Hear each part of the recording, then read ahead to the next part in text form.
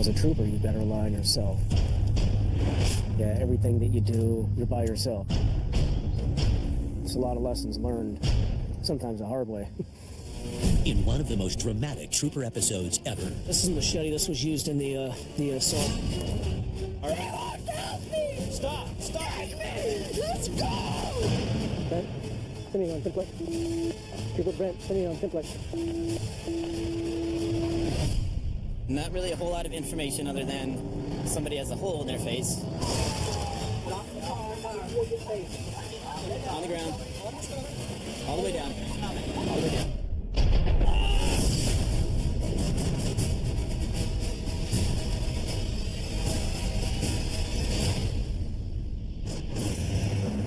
It's mid-afternoon in the Matsu Valley. Back up, 1036. And Trooper Jared Knoll is on patrol. There's a male and two females in a 1010.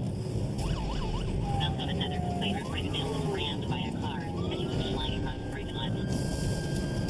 The white PT Cruiser looking surrounding. It's going to be the male's ex-wife.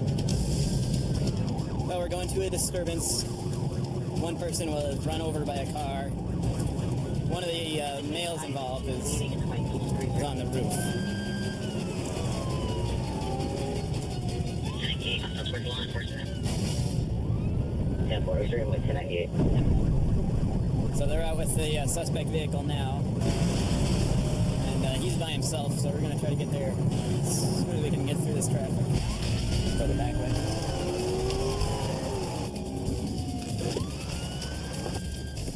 Oh, yeah. He's bloody.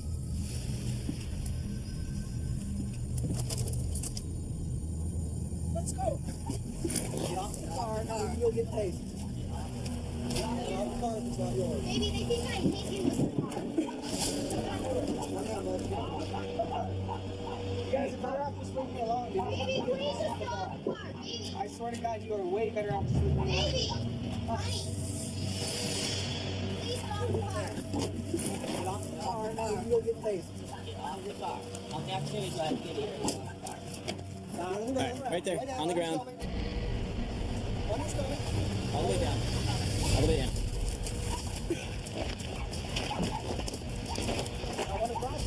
Unclench that fist now. Do it. Behind your back. Put your hand behind your back. Behind your back. Do it now. Put your hand behind your back. Do it now. Put your hand behind your back. Get your hand behind your back. You will get tased again if you do not put your hand behind your back.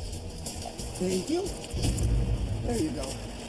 You want me to keep you on? Hey, you kick me. Don't. Well, then what do you want? You need to shock me more? No. Well, then, what? Got hobbles. Watch it back in the car. Let me out. You guys are amazing, dude. I swear to God, I'm going to snap on you. It's simple because you wouldn't get off the car that didn't belong to you, bud. Dude, I jumped off. And all of a sudden, you're tough. I could have had your job in 6th grade, dude. We're not trying to be tough, okay? You have these medics take a look at your nose because it's on the other side of your face. I grew up like this, dude. I think you broke your tooth, too. Yeah, well, it's a tough life, dude. Can't wear them off. This is not going to work, guys. Easy. Then don't strap me down like this. I don't have a choice. It's just like any car, you have to wear a seatbelt. Because even though you guys got your best player on purpose. strapped down. You guys go decide now. It's not like you can't get out. If I move again, tase me again. Those don't work, by the way. I seem to do the I will trick. get more angry with those. Where the rest of it is. With the man under control, troopers tried to determine if his ex-wife did in fact hit him with a vehicle. You got blood right here. The landlord's saying that he's standing here in this general area and she just comes up and nails him.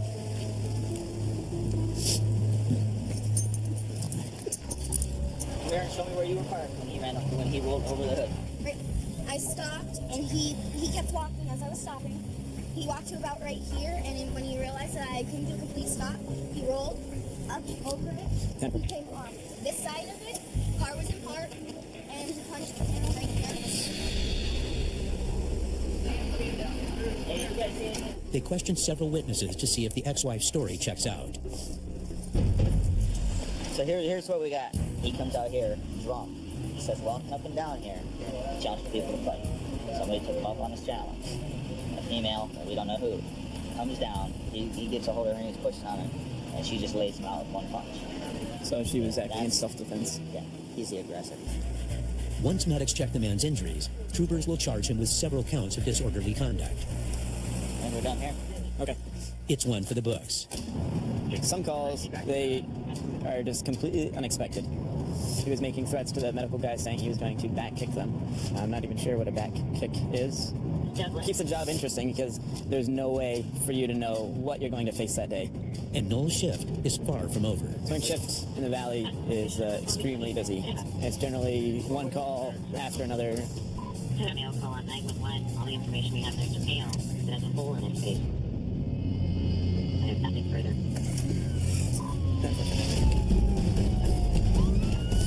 So we got a call on 911, and not really a whole lot of information other than somebody has a hole in their face.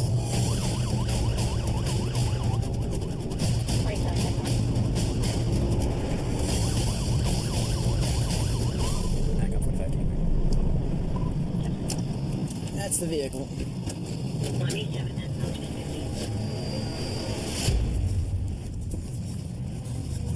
So what happened? He shot himself in the face with the building.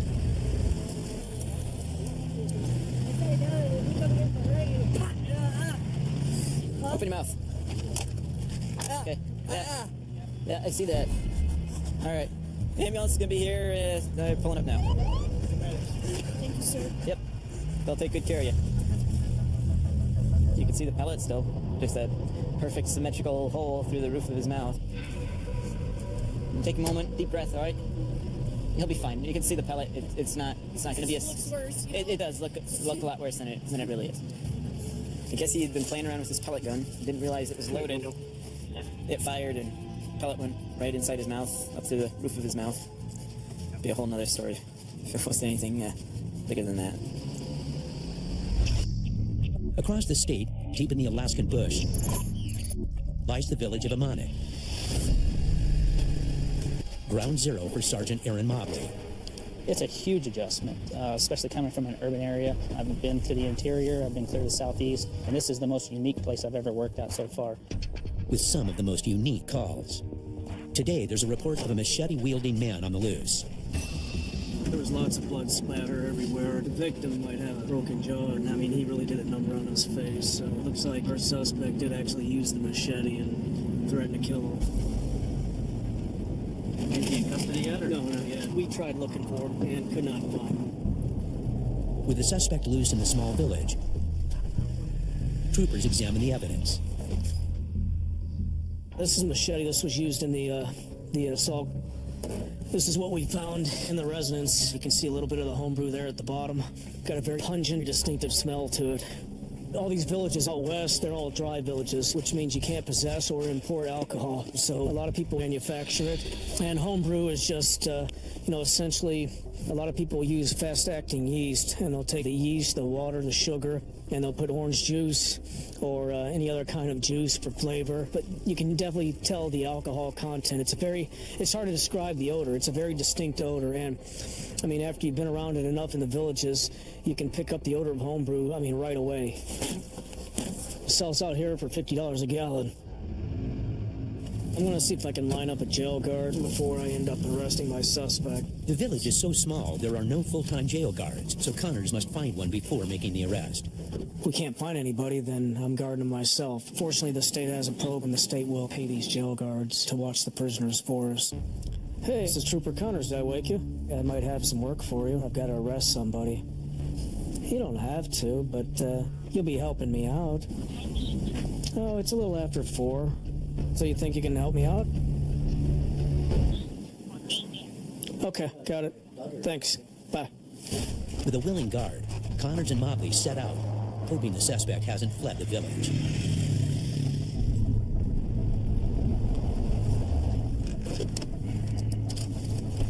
Hey, what's up, man? How are you? You seen around?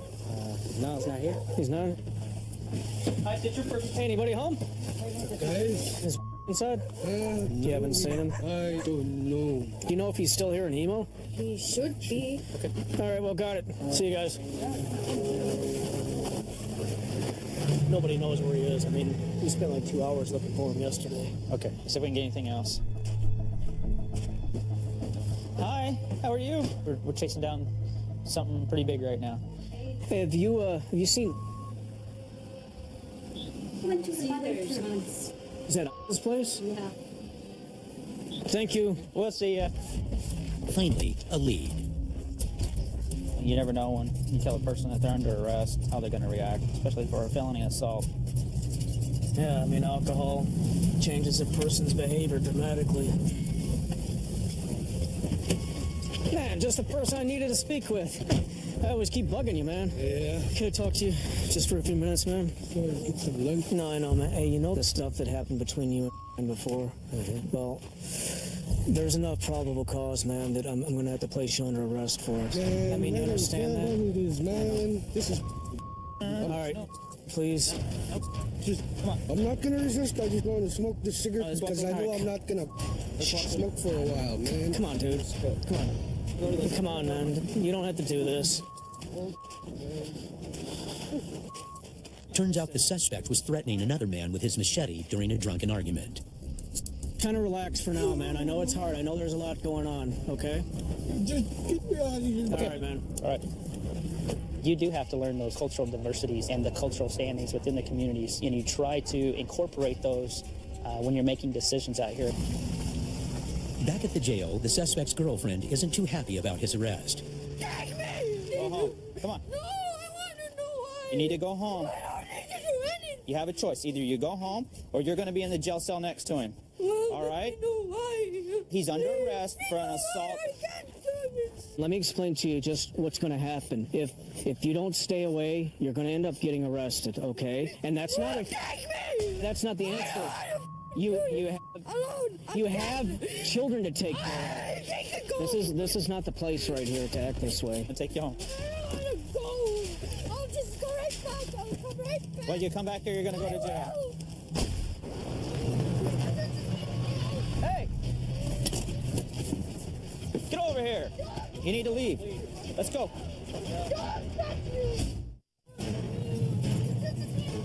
Hey! Get over here. You need to leave. Let's go. We try to work with you as much as we can here.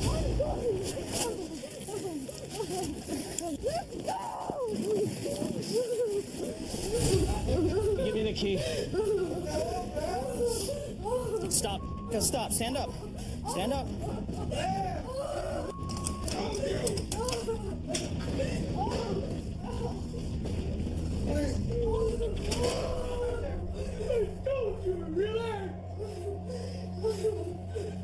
With his girlfriend detained in the neighboring cell, troopers arranged the suspect's 90-minute flight back to Bethel. We need to get him out of the village. But before they can get anywhere, Back at the PD, received a phone call of breaking some kind of glass and threatening to kill herself.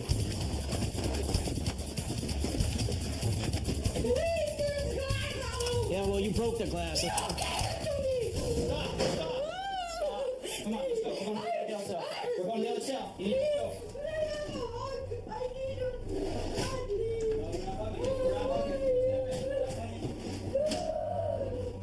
We tried to give her every benefit of the doubt to take her home. We didn't want to arrest her. We didn't have any other choice at that point.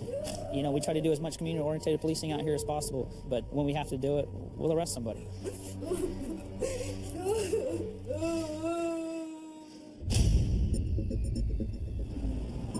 4517 on traffic. back in the Matsu Valley, Trooper Joseph Hess patrols streets he knows well. I grew up out here. My parents still live out here. Run into people all the time. Growing up out here, you always know there's crime, but once you become a law enforcement officer out here, you realize how much more there is. I don't think that the public really sees it, but there's a lot of stuff going on out here in people's backyards that I think they're unaware of. As night falls on his swing shift, Hess gets an eerie call. Dispatch just put out that a complainant called in, and there was a suspicious car parked in front of their house. And while it was parked in front of their house, their power went out at their residence. Car left, and now it came back, and it's sitting outside the house again. It's a pretty large coincidence just to ignore. Can you ask me which direction the vehicle is facing? She's advising it's facing down the hill. So what I'm going to do is I'm going to turn down this and loop around behind because it must be facing down this way a little bit farther up. Back off 17, 10, 23 area. 17, 10. Hopefully this guy around that corner and he scopes us out.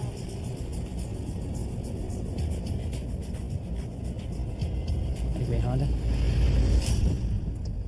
Back on 17, 10, 6 for that vehicle. 17, 10.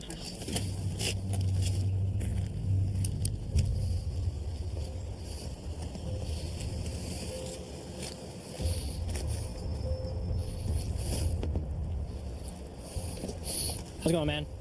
Cass, what you doing out here? Your girlfriend? Okay, where does she live? Is she in the house or what? No. Is she coming home from work or something? I don't know. The reason I'm contacting you is because you got called in as a suspicious vehicle. Suspicious vehicle? Yep. So you don't know where she's at, but you're just kind of waiting here for her? Well, just look. I mean, I sleep here. So we hooked up.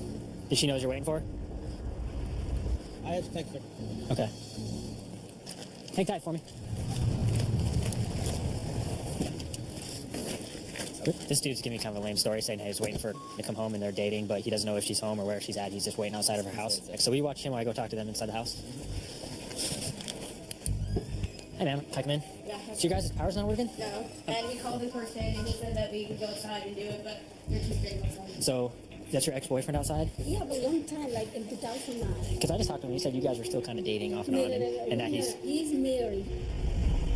Did you call beforehand and let her know you're coming over? Or? Yeah, the phone. You think about calling her? I called her. You never called. You got some footage? I come here in the middle of the night. I got a whole bunch of texts from him today. Okay, do you think he shut your power off? Well, it's really random because we called and there hasn't been any outages. Do you have any idea how he would have shut it off? We don't know. I want to check out the power box. It was open a little bit. Did he flip the breaker? Yeah, it's off. Okay. I want to check out the power box. It was open a little bit. Did he flip the breaker? Yeah, it's off. Okay. Go ahead and step out for me. Do you have any guns, or something like that in the vehicle? Here's the deal. I come over here and you say you're dating. It says you're not dating. All right? I got the key to the master bedroom. All right, it doesn't matter if you have the key or I not. have clothes there. I mean, He says you guys haven't been dating for like 2 years. Are you serious? Yeah, I'm serious. And I think it's a little odd that you'd be parked outside her house and the breaker, which is right there, gets kicked off. You don't think that's a little odd? Well, what are you saying? I'm thinking you may have switched the power off. I've been sitting here for, like I said, for 3 hours. Mm-hmm. Okay? Mm-hmm. I haven't moved. So you're sitting right here. You had to have seen somebody right there, less than 20 yards away from you, and shut it off. Around. Place your hands behind your back, okay? Criminal mischief. Criminal mischief? Shutting off the power box on here. Sir, I did not say that. See that? Oh my God. Really, guys? Really? Come on now. Just relax, man. I'm not doing nothing. I am not resisting arrest. Right there, face the car. I think he came out here and flipped the breaker on her. Try and scare her. It's creepy. So I'm thinking he flipped your breaker. Yeah. See? You need to go to the courts tomorrow and get a stalking order against him so he can't come to the house, okay? He's already coming in and hanging outside out your house. This may escalate into something more dangerous. But we got your power going at least. I'm glad we nipped it in the bud tonight before it escalated into anything more violent. Hopefully this guy realizes that sitting outside your ex's house in the middle of the night and shutting off their power is going to result into a trip to jail. North in Fairbanks, 2020 on traffic. Trooper Ryan Mao is tracking down an escaped prisoner. They don't know how many people are in this residence, but be advised this individual has extensive history with weapons, strong arm, assault with a weapon. Oh, he does like guns, so this is something that's, we're definitely going to be careful. Do you have the photo in your email? No, I haven't got it yet. He's got aggravated assault in his history. The reason he was in jail was for burglary 1. He's got another one, or this is a violation condition? No, this is him escaping from official detention facility. So, and he's got extensive history, like I said, with firearms. So, he's there. We know he's there. Just a matter of if he's left or not. I want somebody to cover the back door, but I want to have at least 2 people back there. You know what I mean? Yeah, because there's supposed to be people in the house too, right? Should be. Yeah. What I prefer is one of us have a long gun with us. You guys can decide which one. It doesn't matter. All right, let's head that way. Sounds good. There's an old adage, you never take a knife to a gunfight. If he came out with an automatic weapon of some sort, we would like to have either a shotgun or a rifle there to sort of gain the upper hand and get that advantage back. I feel much safer in that situation. So we can sneak up on him here. Fairbanks 20, both units 23.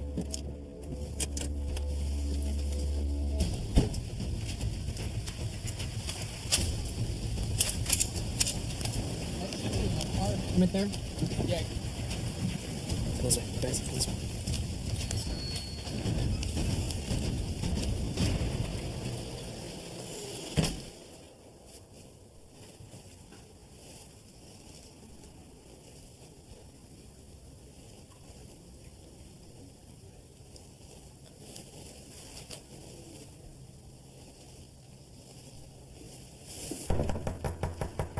State troopers, open the door.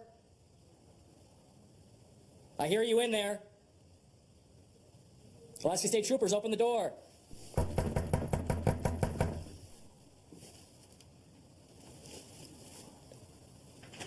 Stay in your residence.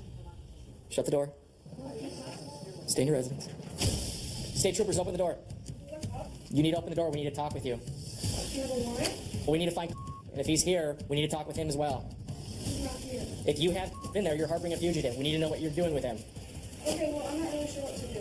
If he is in there, you will be charged with a crime. You need to open this door so we can talk with you. State troopers, open the door. I hear you in there. Alaska State troopers, open the door. You need to open the door. We need to talk with you. Do you have a warrant? We need to find, and if he's here, we need to talk with him as well. He's not here. If he is in there, you will be charged with a crime. You need to open this door so we can talk with you. If I open the door, am I okay? You are absolutely okay. Hi. Okay. Come out here and talk with me. Is inside the residence? Yes. Okay. Come here. Turn the light on. Okay, turn it up. Put your hands behind your back. No, put your hands behind your back. Go clear the back. Everyone's 21 tonight. So how come you didn't answer the door for us? It's not my house. Here's the deal. You ran away from North Star, buddy. That's a crime. You're supposed to have time served there. So we're taking you back to FCC. They'll book the suspect back in Fairbanks Correctional Center with additional charges. Thanks, guys, for coming out. That's a good ending to that there. That's what you want to see.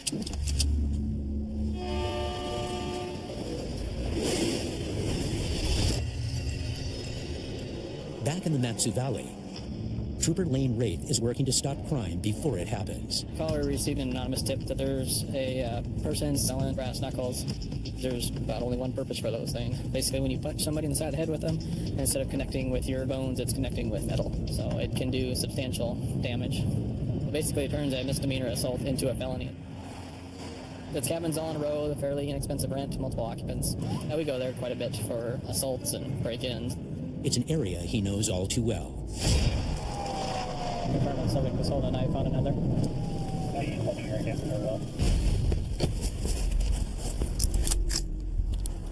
State trooper! State trooper! What the down there? You, hands up. Let us see your hands. Put your hands on your head. Come on, 30, 1023.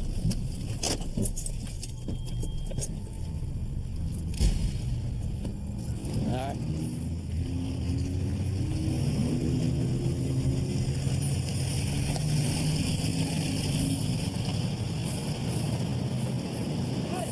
Hey, how you doing? Oh, just come to see what you're selling. Okay, basically just knives. Do you have any switchblades, anything like that? Sure, these are all spring assists. Spring assists, Yeah, okay. see, they do. Yeah, you don't need to play with that in front of me. You got all kinds of knives here, man. Oh, yeah. Any metal knuckles or anything like that? No. Just talking to a guy. Said you had a bunch of knuckles for sale. Mind if I look through this? Yeah, right ahead.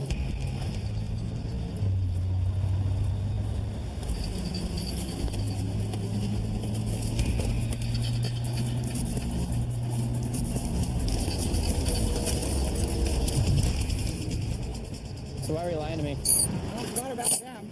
What's that? You forgot? Oh, you forgot about them? Yeah, how many other things do you forget about? Well, that's all I can think of. Okay. How would you think a little harder? Am I going to find more surprises in there that I don't need to find? Well, now, do you have a search warrant, or is this No. considered probable cause? Well, I asked you for consent, and you said go ahead and look through it. You can revoke that consent at any time, and I can apply for a search warrant. It's up to you. Okay, well, in that case, I think I'll just have to revoke the consent. I can't even think straight. So, sir, can I ask you something real quick here? What do you think this is for? Well, they're called paperweights in the catalogs. Oh, they're called paperweights? So you think that most people that are buying these are buying them for paperweights? I don't know what people do with things that I see. Okay. See, sir, our concern is that the people that are buying these weapons are not involved in holding down papers. I was just afraid, okay? Can't afford to be doing any jail time. I got a family to support. If you're afraid of going to jail, why are you doing something that could send you there? Well, because people buy them. And the only way to support your family is selling something that's illegal? Well, it helps. The initial search reveals 24 switchblades and 5 sets of brass knuckles. We could charge him right there with 29 different counts. I've been doing business on the strip here for about 15 years. You know, this is how I support my wife and my son. And I understand that some knucklehead stabbed a state trooper with one. I'm just glad the guy didn't use a steak knife, or they might have made steak knives illegal. Rafe seizes the weapons and cites the man on 2 misdemeanor charges. I don't want to kick him when he's down. Didn't want to seize his vehicle, apply for a search warrant. Basically, I think we're working on education there as much as enforcement. It's Friday night in the Matson Valley. During the day today, it was in the 50s. The changing seasons and longer days have troopers in the valley on their toes. We don't have much darkness, so it's limited time for the people who go out and hide in the dark and go park in back roads and sell drugs and do all that stuff. It kind of gets busy right around dark time. It's well past midnight when a fight erupts across town. Back on 42, where is the 1010 taking place? And I believe they're outside of road. 10-4, I'm 23 in the area. Go to 1010. Fight in progress. It's right in the middle of all the bars. Back on 42. See a girl covered in blood running away. Ma'am, stop. I see her bleeding. You need medics? No, ma'am. Right now, you got to stay here. Where's the other lady at? Who are you fighting? You're just pointing. I see you got. Did you bite your finger there? No. Cool. Do you have blood all over you? Okay, first of all, no. You're... Don't touch him. Don't touch me because you have blood all over you. Okay, I'm not going to touch you. Who's in the fight with me? Is that her right here? Yeah, that's her. Wasilla PD questions the other woman involved. Anything in the backpack that's going to be fun or interesting? No. What's the deal with the spoon? Do you have any illegal drugs in the backpack? No. What's this? That feels like a needle. Are you a drug user? I used to be a drug user. When's the last time you used? About 4 days ago. She said she used 4 days ago. Normally, when they tell you 4 days, it means yesterday. Yeah, you got a little heroin residue there. It's no drug residue on that. What is it? It's just a chocolate mint I ate. But not enough to charge. No. The woman is clean, but not out of trouble. You're on conditions of release for a theft, is that what I'm getting? Yes. All right. And you're not to be around her? Yes. Well, how the hell did you end up here fighting each other? Because she thought I was hanging out with some guy at the bar, so she attacked me, so yeah, I punched her in the face. She bleeds. Easy. Well, that's what happens when you hit somebody in the nose. Well, I'm a lot bigger than her, and she's a redhead. Redhead bleed easy. No, I'm not buying that. Well, you can ask any doctor. Redhead. I don't think that's a medical condition that redheads bleed easier. That's the first I time think when I've you ever get heard hit in that. the nose, then you're going to bleed. Honest to God. So this is what we're doing right now. We're talking to the security agent, and if he can help us figure out who the principal physical aggressor is, you're probably going to be put under arrest and taken to jail. They bring in a witness. He said there's quickly a verbal argument and then takes her right hand and throws a solid punch. And strikes her. Oh, okay. Sounds like she's the principal physical aggressor. Yeah, it sounds like, it sounded like she chased her around. Okay, so we'll just arrest them both for violation of conditions of release, and I'll charge her with domestic violence. The other girl didn't have any injuries, but they had conditions not to be together because I guess they were girlfriends and they had a theft case together, so they're not allowed to hang out. They both got arrested for violating conditions of the release, and the girl who actually had the blood on her started the fight and was arrested for assault because she threw the first punch.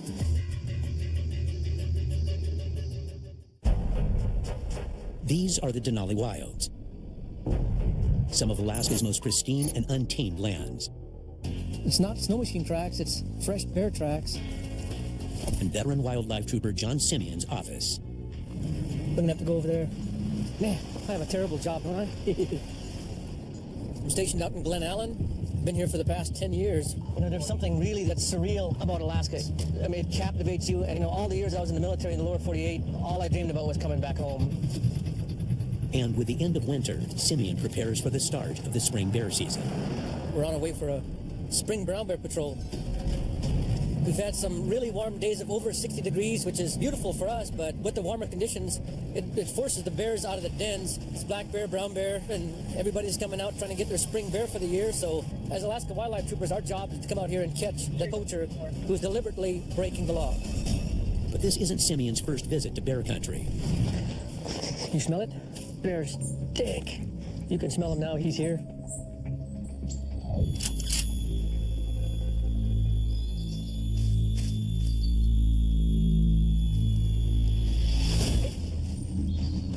No, it's that stump again. See it right through? It looks just like a black bear. And this time, he won't be going alone. It's my first time in this area, mainly working down in Wasilla. We don't come here very often. He's showing rookie wildlife trooper Ernie Brent what it takes to patrol over 20,000 square miles of wilderness. A brand new young guy who's never been here before, never done this type of patrol before, doesn't have a lot of snow machining experience, so it's going to be a tough patrol. Personally, for me, it's just a big learning experience. There's no manual for this job. It's kind of, learn from, troopers that have been doing it a while. You learn from them and kind of figure it out on your own. But as a senior troop, kind of my job is to mentor young guys and bring them along and make them better than they are now and perhaps make them better than what I am today. But it's not just the patrol area that's new for Trooper Brent. It's also his first patrol by snow machine.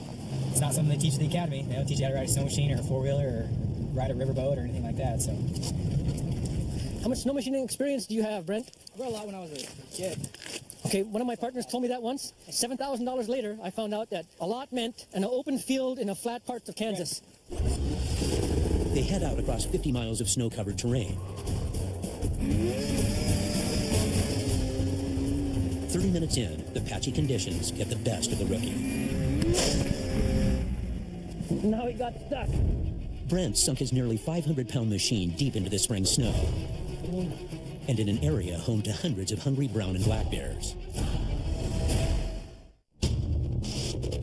Get underneath it. Pound yourself in. Auger your whole body in there. Trapped in waist-deep snow, the troopers' position on the hill leaves them vulnerable to bear attacks. When you make your turn to pull out, do not let off the gas. If you stop, you're going to roll all the way down here. Ernie, you're being too tentative. Go for it. No, don't turn that way. Ernie, there you go.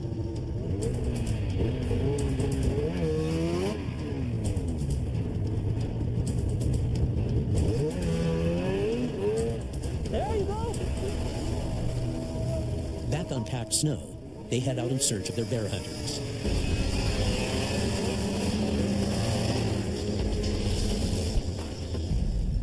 I'm John Simeon. Nice hat. Well, that's a real Alaskan girl. You got Carhartts, a fur hat, and bunny boots on. And all you need is a rifle strung across your back. Yeah, you'll be the complete Alaskan girl.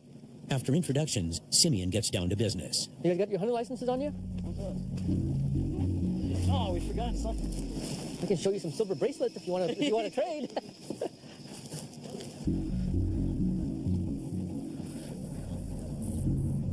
Do you have any questions for the regs for bears down here or anything? It's one a year, isn't it? Yep, no tag, no nothing, one a year. Just make sure you leave evidence of sex on it. Can't shoot a sow with cubs. Can't shoot cubs that are with the sow. And that's it. Everything's valid, and he wishes them luck. You know, all we're mainly here for is to ensure that people have the right documentation, that they're educated about the area and the rules here. We want them to come out and have fun. We want them to harvest the wildlife. We just want to make sure they do it safely and do it, within the confines of the laws. They contact several more hunters. Well, we're your friendly neighborhood game wardens. If you don't mind, can we take a look at your hunting and fishing license? Yeah. And as the day comes to a close, Simeon gives Brent some helpful advice. As long as you get them to talk and get them to open up and converse with you, and once you develop a rapport with them and they start telling you stuff, they don't know what they're telling you. They'll just lose track. Right. They let their guard down, and pretty soon they'll tell you stuff they don't. Like, oh damn, maybe I shouldn't have said that. So.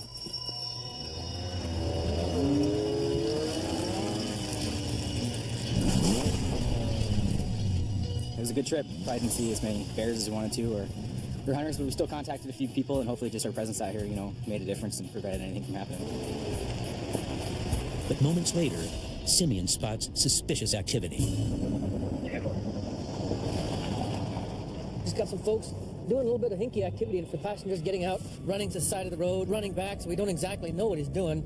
The likely thing he's doing, taking a pop shot at a ptarmigan or two, which it's closed season right now for ptarmigan. The hunters see Simeon and bolt. Did you see that gray Chevy 1500 with the trailer? But they unknowingly head straight towards Brent. 10-4. We're going to go up to see where they pulled off and check what they did. You might still want to stop and ask if I am. 10-4 on it. Trooper Brent's going to go back and find out what the passenger was doing. We're going to come up here where they pulled off and check what they were doing. And if anything comes up, then at least I got him here, so.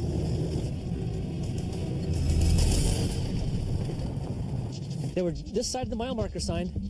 The truck was pointed like this. The driver got all the way off and onto the snow berm. Let's see if we can see a track on the berm. What are you guys doing back there on the bridge there? Looks like somebody got out and ran over the snow berm. Simeon searches for evidence. That's an old track right there. Talked to him. They had a loaded rifle there in the front seat. I asked if anybody got in the truck and they said no. Where was the loaded weapon at? Was it on the driver or passenger side? Passenger side, he got it just right up there with the front seat. You need to hold him right there then. Confront the passenger and tell him what he was doing on the driver's side of the truck. Yeah. That's just really freaking hokey. They did something. Why would they deny getting out of the truck? The dude, he was like this. Then he looks, he sees us, he does something, he runs around the back of the truck and gets in. So, but I can't see where he gets off the trail. They got loaded right now. Loaded? They got out for something and have a loaded weapon in the truck. I mean, I sat there and watched them.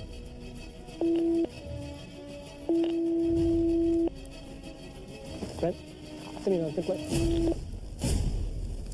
Trooper Brent, Simeon on simplex.